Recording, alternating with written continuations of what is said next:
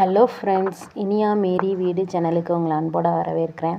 எல்லோரும் நல்லா இருப்பீங்கன்னு நினைக்கிறேன். நாங்களும் ரொம்ப நல்லா இருக்கோம். எல்லோரும் நல்லா இருக்கணும், நம்ம கடவுள்கிட்ட வேண்டிக்கிடுவோம். ஓகேவா? இன்றைக்கி நம்ம பார்க்க போகிற ஸ்நாக்ஸ் என்னென்னா ரொம்ப சிம்பிளான ஸ்நாக்ஸ் தான். அது வந்து நம்ம இப்போ காலையில் பிள்ளைங்களுக்கு அவசர அவசரமாக செஞ்சு கொடுப்போம்ல, அதில் உருளைக்கிழங்கு பொரியல் ஏதாவது செஞ்சோன்னா அதில் கூட எக்ஸ்ட்ரா 2 உருளைக்கிழங்கு போட்டு வேக வச்சு வச்சுக்கோங்க. அப்போ சாயங்காலம் அவங்க வரும்போது நம்ம அதில் டீ கூட்டுக்கு செஞ்சு கொடுத்துக்கலாம். ஏன்னா டீ வந்தது வயிறு பசியோடு வருவாங்களா பிள்ளைங்க 4 மணிக்கு. அப்போ இந்த டீயும் இந்த ஸ்நாக்ஸும் கொடுத்தா சூப்பராக இருக்கும். இல்லை எனக்கு பிள்ளைங்களுக்கு ஸ்நாக்ஸ்க்கு கொடுத்து விடாதுக்கு செய்யணுன்னாலும் நீங்கள் காலையில் செஞ்சுக்கலாம். ஓகேவா? இப்போ அது எப்படி செய்யுதுன்னு பார்க்கலாமா? ஒரு 3 உருளைக்கிழங்கு நல்லா மசிய வேக வச்சு எடுத்துக்கோங்க. நல்லா இந்த கட்டியும் குட்டிலாம் இல்லாமல் நல்லா மாவாக வேக வச்சு எடுத்துக்கோங்க. அதை நல்லா மேஷ் பண்ணிவிட்டு அதில் தேவையான அளவுக்கு மிளகாய்த்தூள் காரம் அதிகமாக பிடிக்கும் அப்படின்னா நீங்கள் அதிகமாக காரம் போட்டுக்கலாம். எங்கள் வீட்டு பிள்ளைங்க கம்மியாக தான் காரம் சாப்பிடுவாங்க. அதனால் நான் அரை ஸ்பூன் போட்டிருக்கேன் 3 உருளைக்கிழங்குக்கு. ஓகேவா? அதுக்கப்புறம் அதில் கொஞ்சோண்டு கறி மசால் பொடி, கொஞ்சோண்டு காயம். ஏன்னா இந்த உருளைக்கிழங்கு ஐட்டங்கள் செய்யும்போது வாயு அதிகம்னு சிலர் யோசிப்பாங்க. அதனால் அதில் கொஞ்சம் காயம் போட்டுக்கிடுவோம். ஓகேவா? காயம், வத்தப்பொடி, உப்பு, கறி மசால் பொடி இதையெல்லாம் போட்டு நல்லா பிசைஞ்சு ரெடி பண்ணி வச்சுக்கோங்க. அதுக்கடுத்து இன்னொரு பாத்திரத்தில் ஒரு 2 ஸ்பூன் அளவுக்கு கோதுமை மாவு, இல்லை எனக்கு மைதா மாவு பிடிக்கும் அப்படின்னு நினச்சிங்கன்னா மைதா மாவும் போட்டு நம்ம செஞ்சுக்கலாம். நான் இதில் இப்போ கோதுமை மாவு தான் போடுறேன். ஒரு 3 ஸ்பூன் கோதுமை மாவு போட்டுக்கோங்க. கோதுமை மாவு போட்டுட்டு அதில் தேவையான அளவுக்கு உப்பு சேர்த்துக்கோங்க. ஏன்னா நம்ம மேல் மாவு கொஞ்சம் உப்பு இருக்கணும்ல, அதில் உப்பு போட்டிருக்கோம். இருந்தாலும் இந்த மாவுக்கு கொஞ்சம் உப்பு தேவைப்படும்ல, அதுக்கு தேவையான அளவுக்கு கொஞ்சோண்டு உப்பு போட்டுக்கோங்க. உப்பு போட்டுட்டு தேவையான அளவுக்கு கொஞ்சோண்டு எண்ணெய், நம்ம என்ன சமையலுக்கு யூஸ் பண்ணுவோமோ அந்த எண்ணெய் யூஸ் பண்ணிக்கோங்க. நான் நல்லெண்ணெய் ஊற்றிருக்கேன். நல்லெண்ணெய் ஊற்றினா அந்த சாஃப்ட்னஸ் கொஞ்சம் நல்லாயிருக்கும்னு சொல்லுவாங்க. அதனால் நான் நல்லெண்ணெய் ஊற்றிருக்கேன். மேக்ஸிமம் நான் அந்த சப்பாத்திக்கு மாவு பிசையும் போதுமே நல்லெண்ணெய் ஊற்றி தான் மாவு பிசைவேன், நல்லாயிருக்கும்.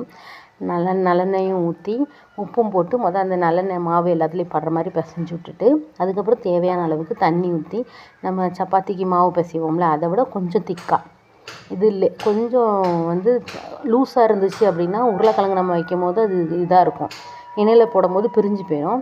அதனால் கொஞ்சம் திக்காக போட்டுக்கோங்க. போட்டுட்டு நல்லா அழுத்தி பிசைஞ்சிங்கன்னா திக்காயிரும் மாவு. அதுக்கப்புறம் ரெடி பண்ணதுக்கப்புறம் நம்ம எப்பவும் போல் சப்பாத்திக்கு தேய்ப்போம்ல, அந்த மாதிரி தேய்ச்சி ரெடி பண்ணி வச்சுக்கோங்க. இப்போ தான் நீங்கள் இனியா மேரி வீடு சேனலை பார்க்கிங்க அப்படின்னா மறக்காமல் சப்ஸ்கிரைப் பண்ணிக்கோங்க. பக்கத்தில் உள்ள பெல் பட்டனை கிளிக் பண்ணிக்கோங்க. அப்போ தான் நான் போடுற வீடியோஸ் எல்லாம் உடனே உங்களுக்கு நோட்டிஃபிகேஷனில் வரும். ஓகேவா?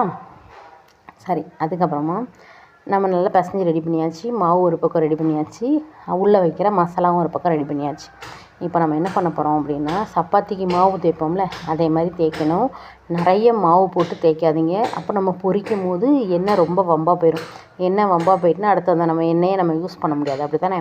அதனால் நல்லா நம்ம தேய்க்கிற பிளேட்டை க்ளீன் பண்ணிவிட்டு அதில் கொஞ்சோண்டு மாவு எடுத்து அதை உருட்டி தேய்க்கும் போது எண்ணெயை வச்சு தேய்ச்சிட்டாங்க. ஒரு சிலர் எண்ணெயை வச்சு தேய்ப்பாங்க. எண்ணெயை வச்சு தேய்ச்சிங்க அப்படின்னா நம்ம உருளைக்கிழங்கு வைக்கும்போது அதில் ஒட்டிக்கிடாது, நிற்காது. ஏன்னா நம்ம ஒரு உருளைக்கிழங்கு உள்ளே வச்சு அதுக்கு மேலே இன்னொன்று வைக்க போகிறோம். அதனால் எண்ணெய் தேய்க்காதீங்க, மாவு போட்டு தேய்ங்க. மாவு ரொம்ப போடாதீங்க, கம்மியாக போடுங்க. ஓகேவா? போட்டு நம்ம தேய்ச்சிட்டு நல்லா ஓரளவுக்கு உங்களால் எவ்வளோ பெருசாக தேய்க்க முடியுமோ அவ்வளோ தூரம் பெருசாக தேய்ச்சிக்கோங்க. தேய்ச்சிட்டு இன்னொரு மாவையும் அதே மாதிரி தேய்ச்சி வச்சுக்கோங்க. ஓகேவா? அதுக்கப்புறம் நமக்கு நேற்று ஒரு சிஸ்டர் கமெண்ட்ஸ் பண்ணியிருந்தாங்க, டிஃபன் சாம்பார் போடுங்க அப்படின்னு. கண்டிப்பாக சிஸ்டர், நாளைக்கு உங்களுக்கு டிஃபன் சாம்பார் தான் இதே மாதிரி வீடியோ போடுறேன். ஓகேவா? பார்த்துட்டு நீங்கள் எப்படி இருக்குன்னு வீட்டில் ட்ரை பண்ணிட்டு சொல்லுங்கள். ஓகேவா? இந்த மாதிரி இந்த சைடு இந்த மாதிரி திக்காக இருக்கணும். ரொம்ப திக்காகவும் இருக்கக்கூடாது, ரொம்ப தின்னாக இருந்துச்சுன்னா எண்ணெயில் போட்டதும் கரைஞ்சி போயிடும். ரொம்ப திக்காக இருந்துச்சுன்னா வேகாது.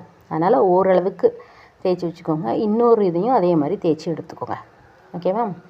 அப்புறம் ஃப்ரெண்ட்ஸ், நீங்கள் மறக்காமல் கமெண்ட்ஸ் பண்ணுங்கள். ஒவ்வொரு வீடியோவும் பார்த்துட்டு கமெண்ட்ஸ் பண்ணுங்கள், லைக் பண்ணுங்கள். எவ்வளோ லைக் வருது அப்படிங்கிறத நம்ம பார்த்துக்கலாம். ஆனால் நிறைய பேர் வீடியோ பார்க்கிங்க, ஆனால் யாருமே சப்ஸ்கிரைப் பண்ணிவிட்டு பார்த்த மாதிரி தெரியல. பார்க்குறவங்க உங்களுக்கு பிடிச்சிருந்துச்சின்னா கண்டிப்பாக சப்ஸ்கிரைப் பண்ணி வச்சுக்கோங்க. ஓகேவா? இப்போ நம்ம 2 சேர்த்தாச்சா? அதுக்கப்புறம் நம்ம செஞ்சு வச்சுருக்க உருளைக்கிழங்கு இருக்குது பாருங்கள், அதை இதில் நல்லா ஸ்ப்ரெட் பண்ணி வச்சுக்கோங்க. கொஞ்சம் உயரமாக, ரொம்ப சப்பையாக இருந்தாலும் நல்லா இருக்காதுல்ல. அதனால் ஓரளவுக்கு எல்லா இடத்துலையும் படுற மாதிரி இந்த உருளைக்கிழங்கை தேய்ச்சி ரெடி பண்ணி வச்சுக்கோங்க. ஓகேவா? நம்ம இந்த உருளைக்கிழங்கு அவிச்சு வச்சுட்டோம்னா நிறைய ரெசிபி செய்யலாம். நான் கூட உருளைக்கிழங்குல ஈமோஜிலாம் செஞ்சுருக்கேன். அது உங்களுக்கு வேணும் அப்படின்னா நான் மேலே உள்ள ஐ பட்டன் இருக்குல்ல, அதில் கொடுக்குறேன், நீங்கள் பார்த்துக்கோங்க. அப்படி இல்லை அப்படின்னாலும் டிஸ்கிரிப்ஷனில் இருக்கும். ஓகேவா? பார்த்துக்கோங்க சரியா. இந்த மாதிரி நம்ம வச்சுட்டு இன்னொரு பூரி சப்பாத்தி தேய்ச்சி வச்சுருக்கோம் பாருங்கள், பூரினே வருது, சப்பாத்தி தேய்ச்சி வச்சுருக்கோம் பாருங்கள், அதையும் இது மேலே வச்சு லைட்டாக, ஏன்னா ரெண்டும் ப்ரெஸ் பண்ணணும், நம்ம கையை வச்சு அமுக்கணுன்னா ஒன்று போல் ஆகாதா, ஏன்னா நம்ம பழமும் மெடுமா இருக்குல்ல, அதனால் வச்சு இன்னொரு சப்பாத்தி மாவை எடுத்து அது மேலே வச்சு லைட்டாக ஒரு 2 தேய்ச்சிட்டிங்க அப்படின்னா அது ஜாயிண்ட் ஆகிக்கும் நமக்கு. ஓகேவா. இந்த மாதிரி தேய்ச்சிட்டு பின்பக்கம் திருப்பி போட்டு அங்கே ஒரு தேய்ச்சிக்கோங்க. அந்த சப்பாத்தி மாவு வந்து அந்த உருளைக்கிழங்குல நல்லா செட் ஆயிரும் அப்படி நம்ம தேய்ச்சிட்டோம்னா. தேய்ச்சதுக்கப்புறமா ஒரு கத்தி வச்சு அதை கட் பண்ணுங்கள். இல்லை உங்களுக்கு சிலர் பீஸா கட்டர் வச்சுருப்பாங்க, அதை வச்சு கூட கட் பண்ணலாம். நான் சும்மா கத்தி வச்சு தான் கட் பண்ணுறேன். இந்த மாதிரி கட் பண்ணிக்கோங்க. இல்லை எனக்கு இதை விட குட்டியாக கட் பண்ண தெரியும்னாலும் நீங்கள் கட் பண்ணிக்கோங்க. ஓகேவா. உங்களோட வசதி தான். இந்த மாதிரி தான் போடணும் இல்லை, இது என்னோடய க்ரியேட்டிவிட்டி. சரி, இந்த மாதிரி டிசைனில் போட்டால் நல்லாயிருக்கும்னு நான் போட்டிருக்கேன். உங்களுக்கு இதை விட வேறு டிசைனில் தெரியும்னாலும் நீங்கள் போட்டுக்கலாம். ஆனால் எந்த டிசைன் போட்டாலும் நம்ம போட்டிருக்க உருளைக்கிழங்கு வந்து வெளியில் வரக்கூடாது, அந்தளவுக்கு பண்ணும். இந்த மாதிரி நான் ட்விஸ்ட் பண்ணி போட்டிருக்கேன். இந்த மாதிரி ட்விஸ்ட் பண்ணி போட்டால் இன்னும் சூப்பராக இருக்கும். ஒரு சில நேரம் நம்ம ட்விஸ்ட் பண்ணியே போட்டால் நல்லா இருக்காது அப்படின்னு ஃபீல் பண்ணோம் அப்படின்னா காயின் பரோட்டா போடுவாங்க பார்த்தீங்களா, அதே மாதிரி நம்ம சுற்றலாம், அதுவும் சூப்பராக இருக்கும். இப்போ நம்ம இந்த இன்னொரு ட்விஸ்ட் பண்ணுவோமா, இந்த மாதிரி ட்விஸ்ட் அதை எடுத்துகிட்டு நம்ம சும்மா திருக்குவோம்ல, அதே மாதிரி ட்விஸ்ட் பண்ணால் போதும், நல்லாயிருக்கும், டேஸ்ட்டாக இருக்கும். இதே மாதிரி நம்ம எல்லாத்தையும் ரெடி பண்ணி வச்சுக்குவோம். ஓகேவா. இப்போது எப்படி இருக்குது பார்த்தீங்களா, அது பொரிஞ்சதுக்கப்புறம் சூப்பராக இருக்கும் பார்த்தீங்கன்னா. அதுக்கடுத்து நம்ம இதை காயின் பரோட்டா மாதிரி செய்வோமா. என்ன பண்ணணும் அப்படின்னா, இப்படி அதை ரோல் பண்ணி நம்ம உள்ளங்கையில் வச்சு அழுத்துனீங்க அப்படின்னா அது ரவுண்டாயிரும், உருளைக்கிழங்கு இருக்கும், காயின் பரோட்டா மாதிரி சூப்பராக இருக்கும். இந்த மாதிரி செஞ்சுக்கலாம். உங்களுக்கு எப்படி இருக்குமோ அந்த விதமாக நீங்கள் செஞ்சுக்கலாம். ஓகேவா. செஞ்சுட்டு இப்போ இதே மாதிரி நம்ம இருக்கிற எல்லாத்தையும் ரெடி பண்ணி வச்சுக்குவோம். ரெடி பண்ணி வச்சுட்டு எண்ணெயை அடுப்பில் வச்சு சூடு பண்ணி நம்ம பொரிக்க வேண்டியதான். எண்ணெயை ரொம்ப ஹை ஃப்ளேமில் வச்சும் பொரிக்கக்கூடாது, ரொம்ப லோ ஃப்ளேமில் வச்சும் பொரிக்கக்கூடாது. இப்போ எல்லாத்தையும் நம்ம சுற்றியாச்சு, அதுக்கப்புறம் எண்ணெயில் பொரிப்போம். ஓகேவா. நல்லா ஹை ஃப்ளேமில் வச்சு எண்ணெயை நல்லா சூடு பண்ணிக்கோங்க. சூடு பண்ணிவிட்டு அதை கொஞ்சம் ஃப்ளேமை மீடியம் ஃப்ளேமில் வைங்க. ரொம்ப லோவில் வச்சாலும் நல்லா இருக்காது. மீடியம் ஃப்ளேமில் வச்சுட்டு கவனமாக போடுங்க. நம்ம போடுறதெல்லாம் ஒன்றுன்னா நிதானமாக போடுங்க. எண்ணெய் வந்து தெறிக்கும், அதனால் கவனமாக போடுங்க. ஓகேவா. அது மாதிரி போட்டுட்டு அது நல்ல பொன்னிறமாக ஆற வரைக்கும் அதை நம்ம திருப்பி விட வேண்டியதான்.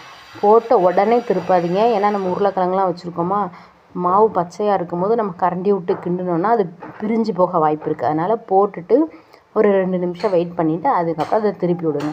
அது வந்து நம்ம ட்விஸ்ட் பண்ணி போட்டுருக்கோம்னா தானாகவே திரும்பிக்கிடும். நல்லா ஈஸியாக இருக்கும். இது பொரிச்சு எடுக்கிறது ரொம்ப ஈஸியாக இருக்கும். இது எப்படி பொரிஞ்சிட்டுன்னு நமக்கு தெரியணும் அப்படின்னா நல்லா பொன்னிறமாக இருந்தால் போதும், நமக்கு பொரிஞ்சிட்டுன்னு அர்த்தம். ஒரு சிலர் எனக்கு அது தெரியல அப்படின்னு சொன்னீங்க அப்படின்னா, எண்ணெயில் போடும்போது எவ்வளோ பபுளாக வரும், அந்த பபுள் எல்லாம் குறைஞ்சி அந்த பபுள் குறைஞ்சிட்டு நார்மலாக இருக்கும். அந்த மாதிரி பபுள்ஸ் குறைஞ்சிட்டுனாலே அது வெந்துட்டுன்னு அர்த்தம். இந்த மாதிரி நம்ம எடுத்து வச்சுருக்கிற எல்லாத்தையும் பொரித்து எடுத்துக்கிட்டோம் அப்படின்னா நம்மளோட ஈவினிங் டீ டைம் ஸ்நாக்ஸ் 2 உருளைக்கிழங்கு 1 கப்பு கோதுமை மாவு இருந்தால் போதும், சூப்பராக செஞ்சிடலாம். ஓகேவா. இதெல்லாம் உங்களுக்கு பிடிச்சிருக்குன்னு நினைக்கிறேன். நீங்களும் கண்டிப்பாக வீட்டில் செஞ்சு பாருங்கள். செஞ்சு பார்த்துட்டு எப்படி இருக்குதுன்னு கமெண்ட்ஸில் சொல்லுங்கள். ஈஸியாக அது எல்லாமே நம்ம வீட்டில் இருக்கிற பொருளாக, உருளைக்கிழங்கு இருக்கும், கோதுமை மாவு இருக்கும், வத்தப்பொடி எல்லாமே நம்மகிட்ட இருக்கும். நம்ம ஸ்பெஷலாக செய்கிறத விட நம்ம ஸ்கூலுக்கு செய்யும் போது எக்ஸ்ட்ரா எப்படியும் காலையில் சமையல் செய்வோம், பிள்ளைங்களுக்கோ வீட்டுக்காரங்களோ சமையல் பண்ணும்போது சமையல் பண்ணுவோம்ல, அந்த நேரத்தில் நம்ம இதை கொஞ்சம் எக்ஸ்ட்ரா சரி இப்போ நம்ம சாயங்காலம் வந்து தான் அவங்களுக்கு ஸ்நாக்ஸ் செஞ்சு கொடுக்கணும் அப்படின்னு நினச்சிங்க அப்படின்னா ஒரு 2-3 உருளைக்கிழங்க காலையில் வேக வைக்கும் போதே கூட 2 உருளைக்கிழங்கு போட்டு வேக வச்சு எடுத்துட்டிங்க அப்படின்னா சூப்பராக இருக்கும். இந்த டிஷ் உங்களுக்கு பிடிச்சிருக்கும் அப்படின்னு நான் நம்புகிறேன். கண்டிப்பாக செஞ்சு பாருங்கள். உங்கள் பிள்ளைங்களுக்கும் ரொம்ப பிடிக்கும், எங்கள் பிள்ளைங்களுக்கும் ரொம்ப பிடிச்சிருந்துச்சு. இது உங்களுக்கு வேணும் அப்படின்னா கொத்தமல்லி சட்னி இருக்குது பாருங்கள், அது தொட்டு சாப்பிட்லாம். இல்லை ஈஸியாக வேணும் அப்படின்னா ரெடிமேடாக கடையில் கிடைக்கும் பாருங்கள், டொமேட்டோ சாஸு இல்லைன்னா டொமேட்டோ பியூரி அந்த மாதிரிலாம் இருக்கும் பாருங்கள், அதை கூட நீங்கள் எடுத்து தொட்டு சாப்பிட்டா சூப்பராக இருக்கும். ஓகேவா. நம்ம நாளைக்கு டிஃபன் சாம்பார் வீடியோவோட பார்ப்போம். ஓகேவா. நெக்ஸ்ட் ஒரு வீடியோவில் பார்க்கலாம். பாய்.